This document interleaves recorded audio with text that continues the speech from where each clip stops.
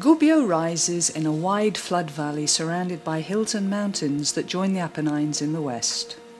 People have lived here since prehistoric times. Findings dating to the Neolithic age, around 4,000 years before Christ, and also to the Bronze Age, between 1,400 and 1,000 years before Christ, have been found close to the town in recent archaeological digs. The ancient town of Icuvium was inhabited by Indo-European people called the Umbri and was built many centuries before Christ. The Aegubine tablets, which can be dated to between the 1st and 3rd centuries BC, are the most important written document of pre-Roman Italy. An ally of Rome since the 3rd century BC, Gubbio flourished during the first decades of the Roman Empire, and there are many archaeological remains in the town, like the Roman mausoleum from the 1st century BC, and especially the Roman theatre, which is one of the largest in Italy. To doubt, for visitors who only have time to scratch the surface, Gubbio can be visited very quickly. But the town is actually full of beautiful architecture, and it deserves a closer look. From the archaeological sites to the Roman theatre, there is one lovely public or religious building after another. And through these buildings, the history and development of the town over the centuries can be seen clearly. There are many other elegant and beautiful buildings and squares, like the Palazzo dei Consuli, Piazza Grande, and the Palazzo del Comune, with its wide cross vaults opening out from a single central pillar running through the whole building.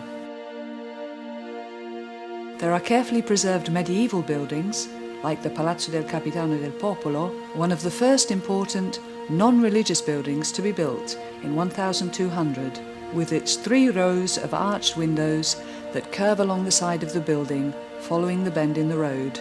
The elegant Palazzo del Bargello, the House of Sant'Ubaldo,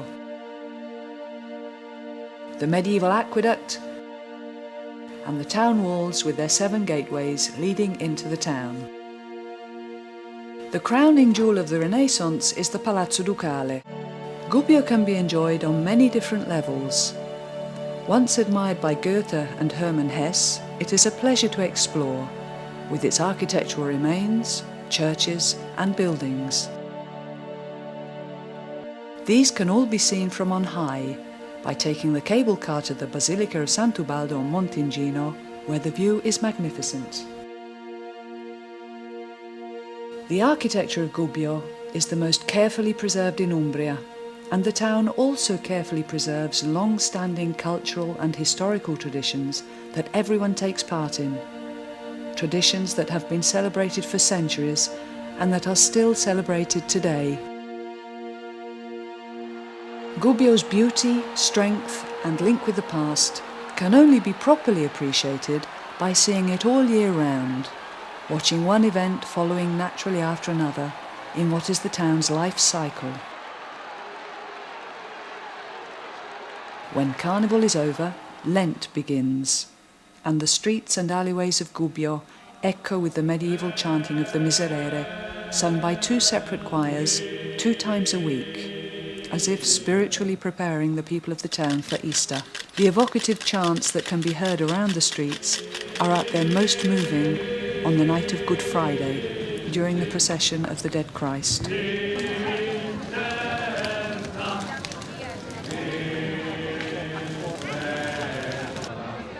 Spring approaches, and in May, Gubbio prepares to celebrate the ancient Ceri festival, which is held every year on the eve of the death of the patron saint of the town, Saint Ubaldo. On the last Sunday of May, there is a crossbow tournament in the town. It is held in Piazza Grande, between the arches of Gubbio and San Sepolcro. This traditional crossbow contest was first mentioned in documents dated 1461. The competition consists in hitting the bullseye from a distance of 36 metres. The archer, whose arrow gets closest to the centre of the bullseye, wins a prize banner that is specially made for the occasion every year, and which is then kept by the Crossbow Society that wins the tournament. During the festival there is a display of artistic ability and athletic skill by the Gubbio flag throwers, who have been present at celebrations and traditional events in the town for decades. The tournament ends with a procession around the town in historical costume. But Gubbio is active culturally in other ways too. Its roots are firmly planted in the past, but the town looks towards the future, especially with its arts and crafts, which are vital for the local economy.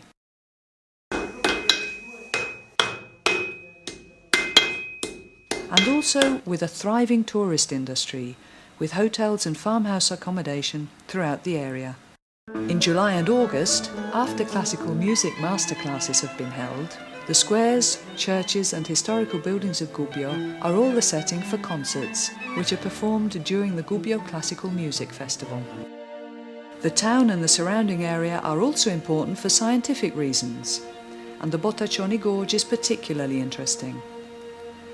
The Nobel Prize winner, Luis Alvarez, and his son Walter both studied the layers of rock here, and by investigating the thin layers of clay from this gorge, the two American scientists developed their famous theory about the disappearance of the dinosaurs.